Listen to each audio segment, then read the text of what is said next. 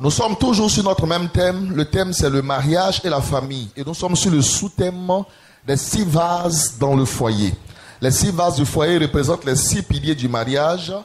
Aux noces de Cana, le vin est arrivé à manquer et Jésus a dit de remplir d'eau les 6 vases de pierre qui étaient là et qui servaient d'ordinaire à la purification des Juifs. Jésus, en orientant les serviteurs vers les 6 vases, voulait faire passer un message prophétique puisqu'il s'agissait de noces, de mariage, que le mariage contient 6 piliers. Et ces 6 vases ou ces 6 piliers du mariage, nous avons commencé à les étudier. Je rappelle quelques-uns. Nous avons vu le premier vase qui est le vase de la communion avec Dieu. Nous avons dit dans le mariage, il vous faut une bonne communion avec Dieu dans votre maison. Le deuxième vase qui est le vase de la communication. Il faut la communication dans le mariage. Troisième vase, le vase de la nudité. Le vase de la nudité, le vase de la vérité où vous ne cachez rien. Et tout est sûr révélé. Le quatrième vase qui est le vase de la fidélité, le vase de la pureté que nous sommes en train d'étudier. Nous avons vu certaines choses qui poussent les conjoints à l'infidélité. Et nous avons aussi vu l'importance de la fidélité dans le foyer. Ce matin, je vais essayer de combiner les vases qui restent. Nous allons revenir sur le vase de la pureté. Nous allons voir le 5e vase ou le 5e pilier, qui est le pilier du secret familial ou le vase du secret familial. Et puis le 6e vase, qui est le vase du pardon ou le pardon. Dans le mariage, il faut le pardon.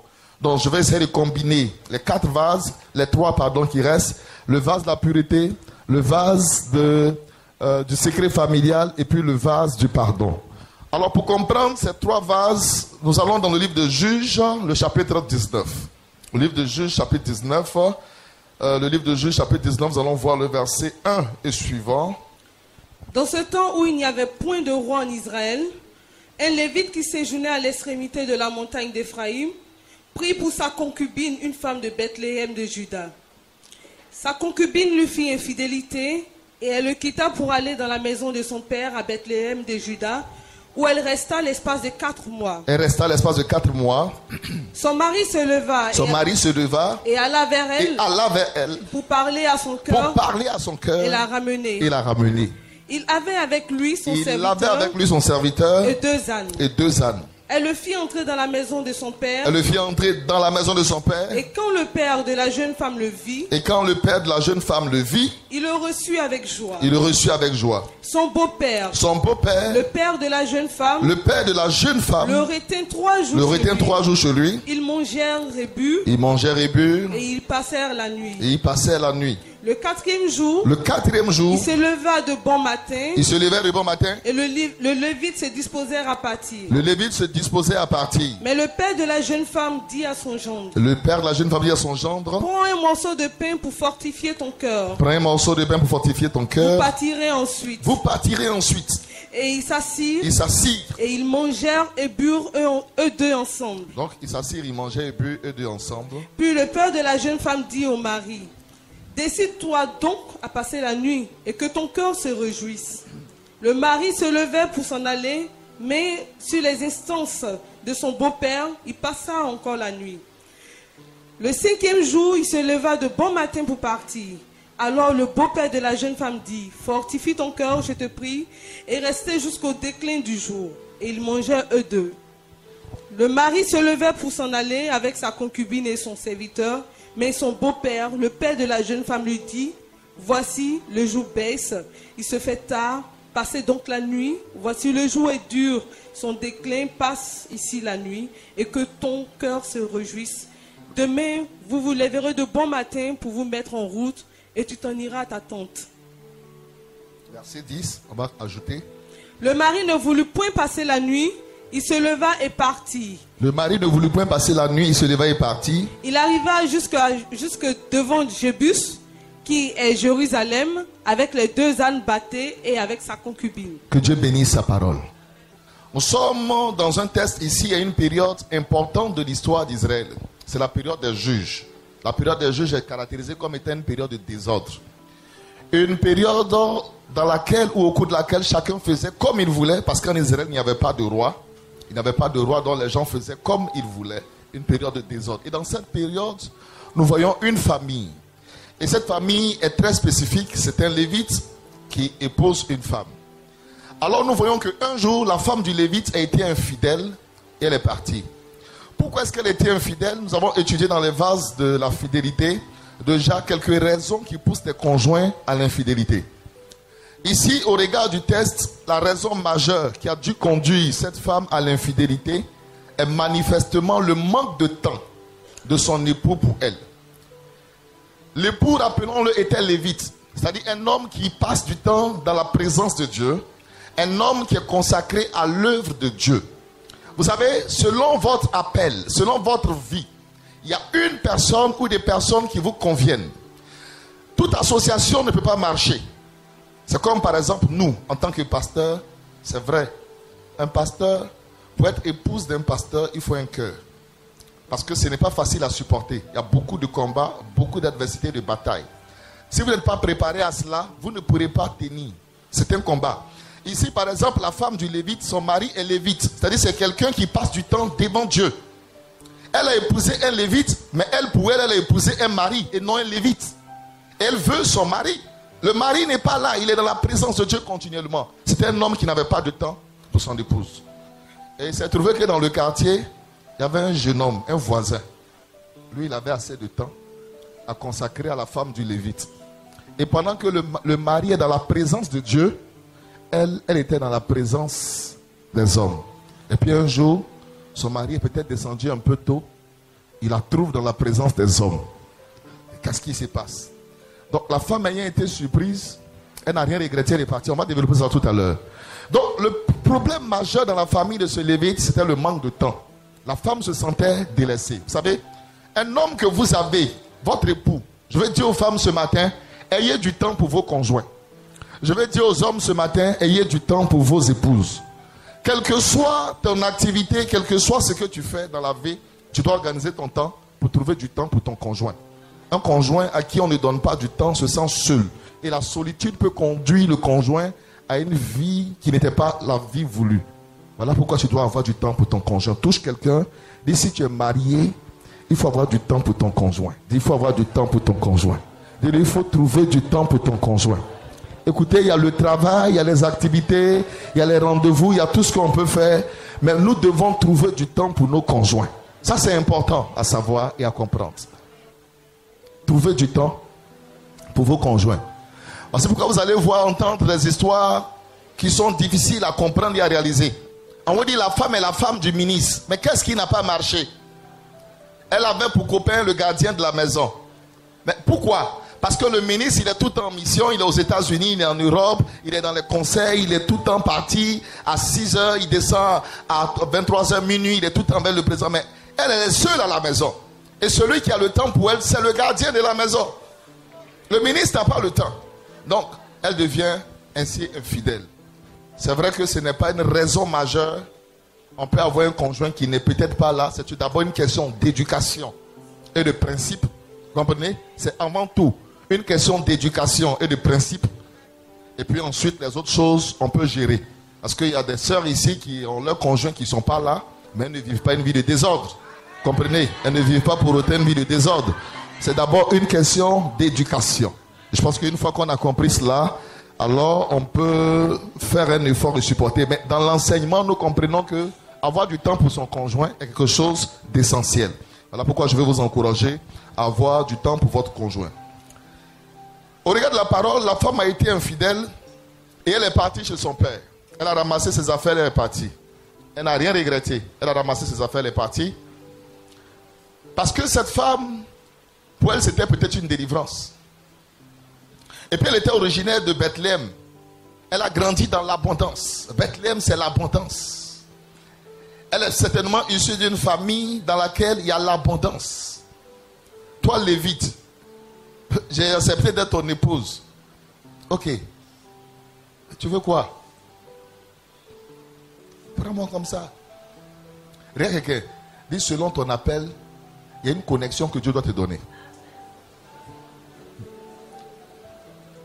Regarde quelqu'un, dis selon ton appel. Il y a une personne à qui Dieu doit te connecter. Qui convient.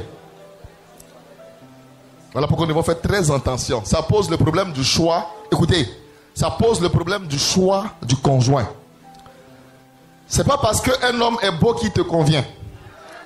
C'est pas parce qu'une femme est belle qu'elle te convient. La beauté ne fait pas, j'ai dit, la connexion. C'est pas parce que la personne a tous les atouts physiques que tu veux que la personne te convient. Il faut faire très attention dans le choix. Dieu qui te connaît et qui t'appelle à sa gloire, c'est qui peut aller avec toi. Voilà pourquoi dans le choix de votre conjoint, appuyez-vous sur Dieu. Ne faites pas le choix de la chair, mais recherchez le conseil et l'orientation de Dieu. Je suis convaincu que ce Lévite s'est marié pour la beauté et les beaux yeux de sa femme. Lui, il est Lévite, mais elle n'avait aucune assise spirituelle. Elle n'avait aucune base spirituelle. Il avait une femme très belle, comme on dit, une femme choco. Et lui, il est Lévite. Vous comprenez? Lui, il est Lévite. Or, un Lévite, il y a une certaine femme qu'il faut un Lévite. Elle peut être très belle, mais la femme d'un Lévite doit être spirituelle. Ça, c'est la base. Elle doit être spirituelle. Mais cette femme n'avait pas l'assise spirituelle. Et lorsque nous regardons, la femme est allée chez son père. Ça pose ici un deuxième problème. Je vais parler aux parents. Vous qui avez vos filles qui ont quitté vos maisons, qui sont allées, quand ta fille revient chez toi, il faut regarder. Quand elle fait plus de 3 jours, c'est que ça ne va pas. On voit des mariages où souvent, la femme va chez ses parents, elle retourne au village, chez les parents, elle prend 1 mois, on dit 2 mois, non, je suis venu me reposer. Mariage, là, il y a un repos dedans. Il n'y a pas de repos dans le mariage. Est-ce que c'est à faire de tu aller au travail quand tu prends congé? Non, je suis venu me reposer. Tu as fait quel travail et puis tu t'es reposé? C'est le mariage. Tu es marié pour la vie. Quand on célèbre le mariage, on dit vous êtes marié pour la vie. C'est quelle affaire de congé, repos dans le mariage? C'est le mariage. Tu allais prendre repos. Donc n'autorisez pas vos enfants à prendre des repos de plus de 3 jours loin de leur foyer. Vous comprenez? Oh, voici ici un foyer dans lequel la femme, elle a quitté bien entendu le foyer, elle est partie chez son père. Quand elle est arrivée chez son père, elle a fait 1 mois. Ça n'a pas interpellé le père. 2 mois, ça n'a pas interpellé le père. 3 mois, ça n'a pas interpellé le père. 4 mois, le père n'est pas interpellé. Je dis que c'est un père irresponsable. Parce que vous ne pouvez pas avoir votre fille qui est mariée et qui quitte son foyer, qui revient chez vous à la maison pendant 4 mois. Le mari est où? Et vous, le père, ça ne vous dit rien. Mais en fait, j'ai compris que c'était un père égoïste. Quel était le problème du père? En réalité, quand vous étudiez le test, le père était un homme seul. Il n'avait plus de femme. Donc quand la fille est venue, la fille lui a rappelé la mère. Or, qu'est-ce que la mère faisait? La mère faisait de bons plats. Et la fille a été formée à l'école de la mère. Donc elle connaissait les plats de la mère. Donc quand la fille est arrivée, ce que la fille faisait rappelait au père la mère. Du coup, il a oublié celui qui a épousé sa fille. Donc pour lui, c'était un père dans une certaine dimension qui retrouvait la présence d'une femme dans la maison. Il pouvait tout faire, mais ne pas tout faire avec elle aussi. Vous comprenez? Il pouvait faire tout, mais il ne faisait pas tout aussi avec elle. Est-ce que quelqu'un me comprend ce matin? Il faisait tout, mais il ne faisait pas tout. Parce que c'était sa fille. Elle pouvait faire la lessive, lui faire des bons plats, balayer la maison, aller puiser de l'eau pour lui. À l'absence de la fille, le père allait lui-même au puits. Parce qu'il n'y avait personne à la maison. À l'absence de la fille, puisque la mère n'est plus, le père était obligé lui-même de faire à manger. Il n'y avait personne. Donc quand la fille est arrivée, pour lui, ça a été un soulagement. Alors le mari, après 4 mois, ce qui aurait été normal, c'est que la femme, étant retournée chez son père, dit: papa, vraiment, j'ai commis une grave erreur de l'autre côté. Alors tu vas arranger les affaires. Ça n'a pas été le cas. Le mari a attendu des mois, il ne voit personne venir. Qu'est-ce qu'il a fait selon le test? Il prit un serviteur. Tu peux retrouver le verset? Tu peux lire la séquence? Verset 3. Son mari se leva et alla vers elle pour parler à son cœur et la ramener. Il avait avec lui son serviteur et 2 ânes. Il avait qui avec lui? Je peux entendre vos voix s'il vous plaît? Son serviteur et quoi? Il avait avec lui son serviteur et 2 ânes. Pourquoi 2 ânes? Parce que prophétiquement, le 2e âne serait l'âne sur lequel monterait son épouse. un pour lui, un pour son épouse. Elle n'était pas encore montée, mais il la voyait déjà là-dessus en train de revenir. Il était déjà dans la vision et dans la révélation. Il a pris un serviteur. Or, quand on parle d'un serviteur, c'est un homme à qui on ne confie pas des secrets. Le serviteur n'est pas le fils. Le serviteur n'est pas l'ami. Donc le serviteur ne peut pas entrer dans votre intimité. Le serviteur peut vous accompagner pour vous servir, mais il ne sait pas ce qui se passe à l'intérieur de votre mariage et de votre foyer. La Bible dit que le serviteur qu'on traite mollement, il finit par croire qu'il est un fils. C'est-à-dire qu'il y a une différence entre le fils et le serviteur. Le fils a droit à certains avantages. Le serviteur n'a pas droit à ces avantages. Vous comprenez? Quand Abraham partait pour immoler son fils Isaac à la demande de Dieu, il est allé avec le serviteur. Mais arrivé un moment du voyage, il a dit au serviteur, vous restez ici. C'est-à-dire que quand il y a un serviteur, il peut faire des pas avec toi, mais il y a certaines intimités dans lesquelles il ne peut pas entrer. À un moment, il a dit au serviteur de s'arrêter. Il a continué avec le fils. Le fils peut aller au-delà de là où le serviteur ne peut pas aller. Le serviteur s'arrête à un niveau, mais le fils peut aller. Il a pris avec lui un serviteur et 2 ânes. Cet homme avait une famille manifestement. Il n'a pas soulevé les voisins du quartier. Il n'a pas soulevé son père, sa mère, ses amis pour aller faire un tribunal. Parce que, écoutez, ce qui s'est passé ici, si c'est dans nos nations, c'est un grand tribunal. On va partir avec toute une famille pour aller rencontrer la famille de la femme pour comprendre, demander à votre fille. Et on fait un grand tribunal, un grand procès pour comprendre ce qui ne va pas. Mais le Lévite a pris un serviteur, il est allé seul. Ça veut dire quoi? Il a caché l'erreur de la femme. Ça, c'est le secret familial. Dans tout mariage, il y a des erreurs. Dans tout mariage, il y a des fautes. Le problème, c'est que certaines personnes exposent leur conjoint. Ton mari a commis une erreur, c'est vrai. Mais tu n'es pas obligé d'en parler avec toutes les voisines du quartier. Au travail, tu n'es pas obligé d'en parler. Partout où tu vas, tu n'es pas obligé d'en parler. Le secret familial t'amène à quoi? À couvrir, à protéger l'autre qui est en erreur. Il y a des personnes qui sont établies par Dieu pour vous aider quand il y a des problèmes. Il y a les pasteurs établis à qui vous pouvez expliquer vos problèmes. Il y a vos témoins de mariage. Et puis peut-être quelques personnes très intimes et proches qui peuvent vous aider quand il y a des problèmes essentiels. Le problème que nous avons, c'est que très souvent, quand il y a un problème, on explique à tout le monde. Ta voisine, la voisine avec laquelle tu t'assois pour critiquer ton mari. Le mari de la voisine n'est pas meilleur à ton mari. Le problème, c'est que la voisine, elle ne parle pas en mal de son mari. Elle le couvre, elle le protège. Quand il y a la fête, par exemple la fête des mères, au moment où tu viens dire, voisine, regarde la fête là, mon mari, même pas, il ne m'a pas donné. Et quand je dis, et toi voisine, il a fait quoi pour toi? Et mon mari m'a acheté des pailles. Mais elle sait que tu ne peux pas entrer dans la chambre. Frère, il n'y a rien, même aiguille, il n'a pas acheté. Mais elle fait quoi? À cause du secret familial, elle ne va pas exposer son mari. Toi, tu dis tout à tout le monde. C'est pas tout. À cause du secret familial, il y a des choses que tu es obligé de préserver et de conserver. C'est dans votre cuisine interne. C'est quelque chose entre vous. Le secret familial vous oblige à préserver votre conjoint, à le protéger, à ne pas le salir aux yeux de tout le monde, quelle que soit son erreur. Le secret familial vous amène deuxièmement à avoir une attitude quand il y a un conflit. Il y a des personnes, lorsqu'il y a un conflit, l'homme arrive à la maison, il a un problème avec sa femme, il y a des étrangers qui sont là, il y a des voisins qui sont là, il y a des amis, il y a des enfants. Devant tout le monde, on va faire des histoires. Parce que le vase est vide. Quand le vase est vide, vous vous rencontrez même dans la rue, vous allez vous insulter. Partout. Or, il y a des couples qui ont des conflits, qui ont des problèmes, mais vous n'allez jamais les voir discuter devant des étrangers, devant même les enfants, jamais. Il y a un tribunal, il y a un lieu, c'est la chambre. Quand il y a un problème, ils se font signe du regard. Ils se suivent dans la chambre. Quand ils rentrent là-bas, si tu peux rentrer avec eux, la chambre tremble.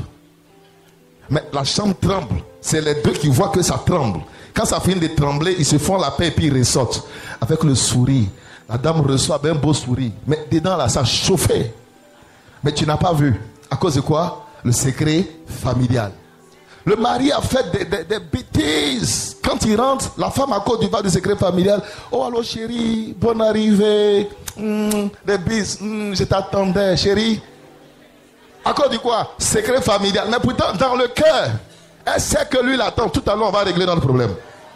Mais à cause du secret familial, elle ne va rien dire. Parce qu'il y a des enfants, il y a des étrangers, il y a des personnes qui sont là. La même dame qui a dit chérie, je t'attendais. Le monsieur sait qu'il a déconné. Il dit, attends, elle ne sait pas. Dès qu'il rentre dans la chambre, la dame rentre et ferme la porte. Elle dit, hein, ici là, on va régler notre problème. Monsieur, tu viens d'où? Tu étais où? Voilà ce que j'ai appris de toi. Mais donc, dans la chambre, ils vont se dire toutes sortes de paroles.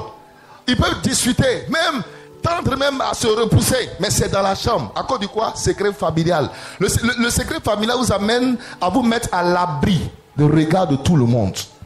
Dans tout mariage, il y a des conflits. Mais il y a une manière d'agir. Arrêtez de vous exposer devant les gens. D'aller de cours en cours pour exposer vos problèmes à tout le monde. Mais conservez et préservez le vase dans votre foyer. Alors, au premier culte, j'ai donné cet exemple. Il y a des mariages dans lesquels, quand il y a des conflits, souvent, le mari, dans la colère, peut dire une parole méchante. Peut-être qu'il te touche, toi, et puis tes parents, un peu. Donc, il dit une parole un peu méchante, mais c'est dans la colère. Vous savez qu'il y a la colère, on dit beaucoup de choses. Donc, la femme, en même temps, prend le téléphone. Elle appelle papa. Mon mari vient de vous insulter. Elle appelle ses frères. Mon mari vient de vous insulter. Il a dit quoi? Il dit, vous êtes pauvre. Ah bon, on arrive là-bas. Bagarre. Et puis, on garde tout. C'est un manque de sagesse. Parce que toi-même, la femme, il y a des moments dans la colère, qu'est-ce que tu as dit? Il y a des femmes, écoutez-moi. Il y a des femmes dans la colère, vous avez dit quoi? Vous avez dit à votre mari qui ne voulait pas vous donner de l'argent. Vous avez dit, toi, à partir d'aujourd'hui, je ne vais plus jamais toucher ton argent. Mais l'heure qui a suivi, chérie, donne-moi un peu d'argent.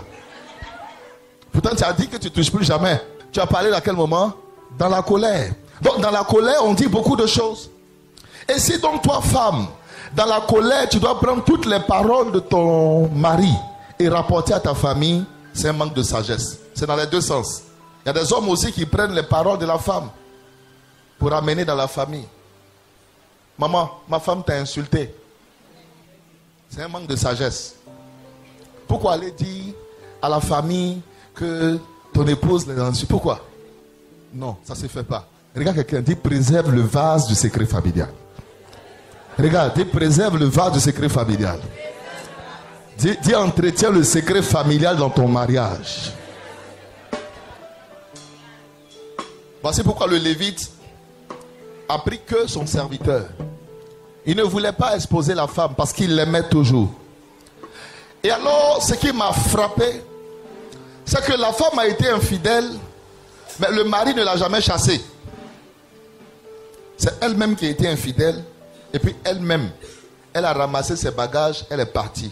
Une telle femme, on doit la blâmer à jamais. Parce que vous ne l'avez pas chassée, rien. Mais c'est pour vous montrer quoi? La puissance et la dimension du pardon ici. En temps normal, il n'a pas chassé la femme. Elle-même, elle est partie. Quelqu'un dit, bon débarras. Je ne t'ai pas chassé, tu as commis l'erreur. Et toi-même, tu as ramassé tes affaires, tu es parti. Je ne t'ai jamais chassé. Le mari est resté là après 4 mois. Il est allé vers elle. Écoutez, je veux parler des hommes et des femmes ici. Dans un mariage, quand il y a une erreur, reconnaissez votre part, votre responsabilité. L'orgueil détruit des mariages. Souvent, il y a des petits problèmes qui ne sont des problèmes, qui sont juste un petit problème pour lequel tu dois t'humilier un peu. Pour dire, chérie, vraiment, je sais que j'ai mal fait. Pardonne-moi.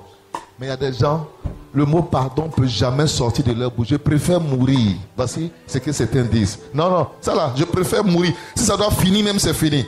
Tu as parlé comme ça hier. Aujourd'hui, tu regrettes.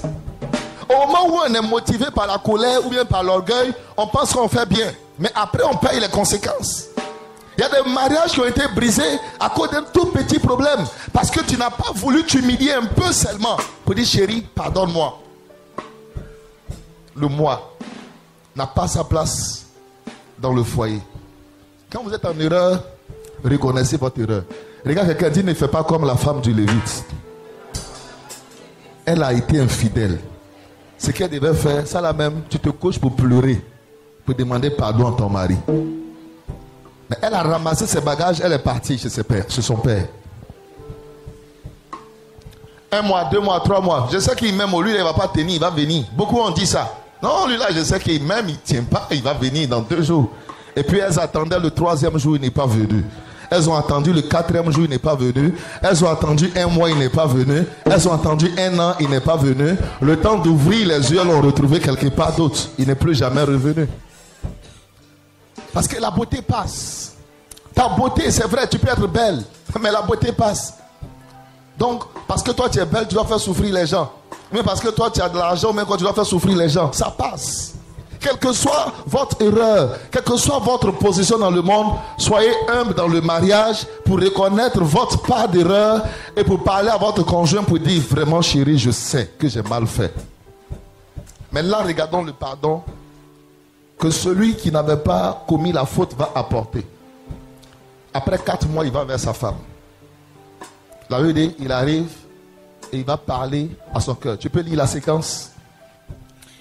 Son mari se leva, verset 3. Oui. Il a là pour parler à quoi? À son cœur et à son cœur et la ramener. Écoutez-moi. Le pardon est de Dieu dans le mariage. Le Seigneur même dit à Matthieu de nous pardonner. Vous comprenez? Votre conjoint peut commettre une erreur. Acceptez de lui pardonner. Ne dites pas non, moi je dois me venger. La vengeance détruit les mariages. Il faut accepter de pardonner. Alors, là où il y a pardon, il y a une attitude et une manière de faire. Lorsque le mari est allé, la Bible dit il allait parler à son cœur. Écoutez-moi. Il y a 2 sortes de fréquences dans le cœur, dans la vie de l'homme. Il y a la fréquence des oreilles. Et puis il y a la fréquence du cœur. L'oreille a sa fréquence. La fréquence de l'oreille, elle est haute. Ah chérie, pardon. Là tu as parlé à quoi? À l'oreille.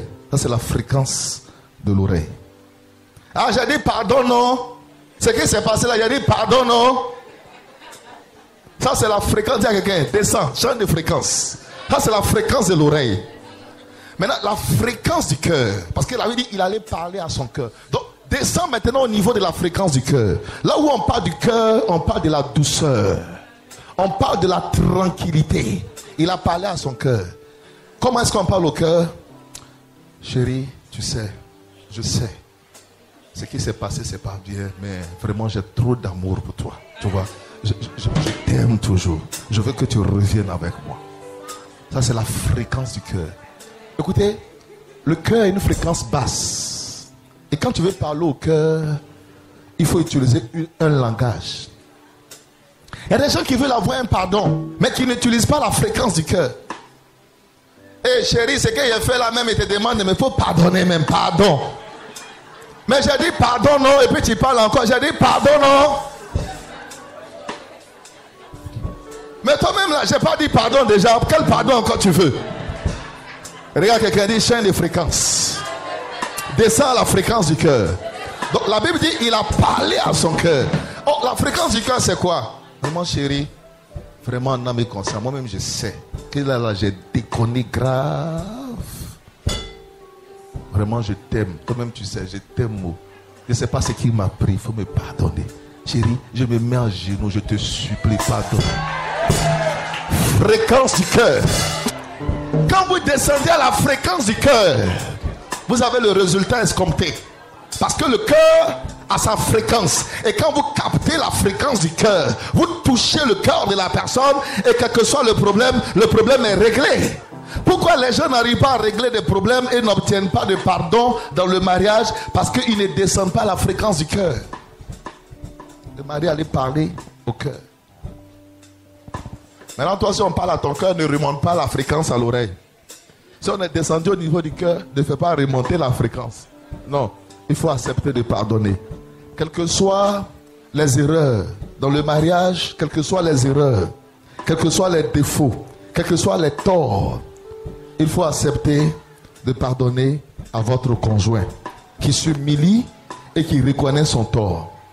Maintenant, ce que je vais dire est plus grave. C'est que le mariage, dans le mariage, quand un mariage est détruit, le premier fautif aux yeux de Dieu, c'est l'homme. Quelle que soit la faute de la femme, Dieu dit, c'est toi l'homme que j'ai établi comme chef. Ce qui veut dire quoi? que dans un mariage, l'homme a plus de sacrifices à faire que la femme pour l'harmonie familiale, pour l'unité familiale, pour le pardon. Il y a des choses que j'aurais bien voulu vous montrer, mais le temps me fait défaut. Pour vous montrer que quand on dit pardon, il faut accepter aussi de pardonner. J'allais vous montrer que le cœur de la femme garde beaucoup de choses. Voilà pourquoi un homme qui garde beaucoup de choses dans son cœur, on dit qu'il est une femme. Je vais vous montrer dans la parole que le cœur de la femme garde beaucoup. La femme, c'est les détails. Tu comprends? Alors, si tu as une affaire, je vous ai donné l'image de deux personnes qui sont allées dans un supermarché pour faire des courses. On a la trajectoire du mouvement de l'homme et de la femme. On voit que l'homme entre dans le supermarché en quelques temps, il a fini les rayons, il est sorti. Et la femme, on ne retrouve pas, c'est un labyrinthe. Elle rentre là. Donc quand la femme veut te faire ressortir ce qui est dans son cœur, elle va te faire sortir des détails même que tu ignores. Tu as vu, lundi là, tu avais fait ceci. Le monsieur, il ne sait même pas. Mais la femme, elle sait. Tu comprends? C'est comme ça la femme. Je veux encourager les femmes ce matin à pardonner. Je veux encourager les femmes à pardonner. Je veux encourager les hommes aussi à pardonner. À cause du temps, nous allons nous arrêter là. Que Dieu vous bénisse et que sa grâce soit avec vous au nom de Jésus. Dis Amen très fort.